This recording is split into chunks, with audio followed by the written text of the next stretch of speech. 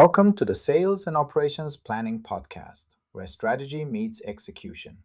This is a show for cross-functional leaders who want to go beyond the process and truly understand what drives effective execution.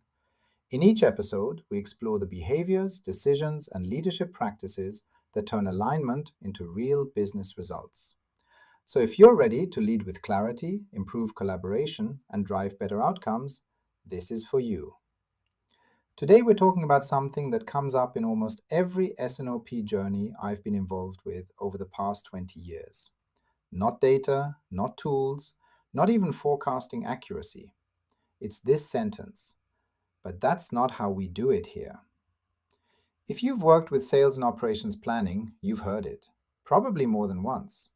So let's unpack what's really behind that reaction and how to handle it in a way that actually moves things forward. First, let's be honest. That statement isn't really about process, it's about uncertainty. When someone says, "That's not how we do it here," what they usually mean is, "I don't see how this will work in my world.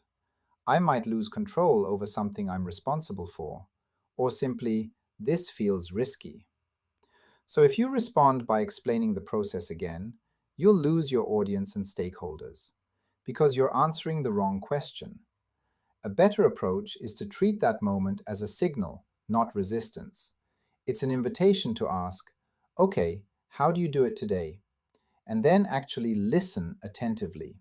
For example, how do they currently build their forecast? Where do they override numbers? What informal steps exist that aren't documented anywhere? How many hours are spent on every cycle? How many ongoing change initiatives are happening in parallel? You'll often discover that what looks like resistance is actually valuable knowledge, and that should always be your starting point. And if you ignore it, your S&OP process will look great on paper, but fail in the face of execution. Now here's the key shift. When introducing or implementing S&OP, don't position it as a replacement. Position it as an evolution. Instead of saying, "This is the new process," try, "Let me understand what you do today and see where we can make it easier, clearer, and more aligned." That small change in language lowers defenses immediately, because people don't feel like they're being told they've been doing it wrong. Another practical tip: make the change visible but not overwhelming. S&OP touches a lot of areas: sales, supply chain, finance, marketing, even people in your organization who may be recipients without actually knowing it. If you try to change everything at once, people will default back to, "This isn't how we do it." Instead, focus on one or two improvements that solve real pain. For example, put the decks on a diet.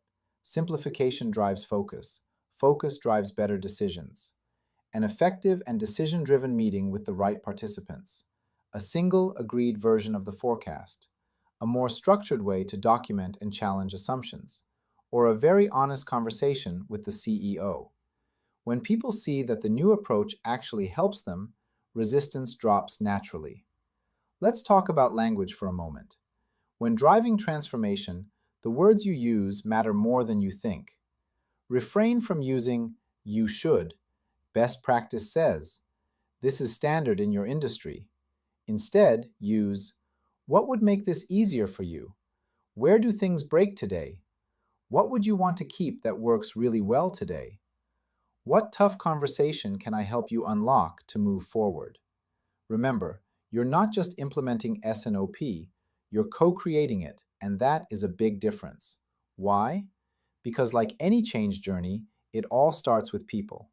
Involving them from the onset will help restore ownership, improve the quality of the solution, build understanding and meaning, create psychological safety, and finally, help accelerate adoption. Remember this: change sticks when people see themselves in it. If it feels imposed, they'll push back.